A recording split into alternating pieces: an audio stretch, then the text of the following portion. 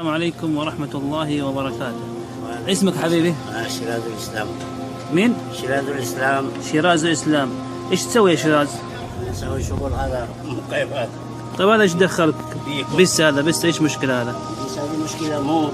مين موت؟ أمي موت. ايوه. بعدين دحين أنا هذا أبو أمي أنا بس. هذا أنت أبو حقها؟ طيب إيش تسوي؟ سوي ايش تسوي؟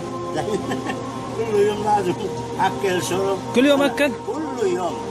كم واحد؟ كم بسه؟ 5. 5؟ مبسوط كله ذحين؟ الحمد لله. كم شهر أنت تسوي هذا؟ 2 شهر. 2 شهر؟ كل يوم أكل؟ كل يوم لازم. فين أسوي؟ طيب ايش فايدة؟ ايش فايدة أنت تسوي؟ ما في له. ها؟ ما في له هنا ولا هنا. بس على طول عندك. على طول هنا. ايش فايدة أنت؟ ايش فايدة؟ فايدة ايش؟ فايدة ما يبقى. إيش فايدة؟ من فايدة؟ من عند الله. ايش يبغى من الله؟ ايش يبغى من الله؟ ايش يبغى من الله؟ ايش يبغى؟ سبحان الله تعالى يعرف. ايش يبغى؟ انا ما في معلوم، والله معلوم. ايش يبغى انت من أنا الله؟ ما في معلوم. أنا كيف معلوم؟ انت ايش يبغى من الله؟ ها؟ يبغى ايش من الله؟ هذه سبحان الله تعالى إيه حاجاتي. يبغى الجنة؟ سوي كلمة. يبغى جنة يعني؟ مين ما يبغى جنة يا عمو؟ مين ما يبغى؟ الله يجزاك خير. مين ما يبغى يا أبوي؟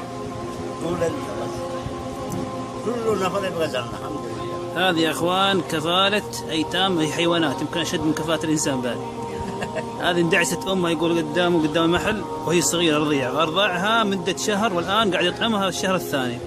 فسبحان الله الناس تفعل الصدقة في الحيوانات فما بالكم في الانسان. أيوة. فسبحان الله خالق. الحمد لله. الحمد لله. شكرا لك عمنا. شكرا الله يبارك فيك. شكرا لك. السلام عليكم.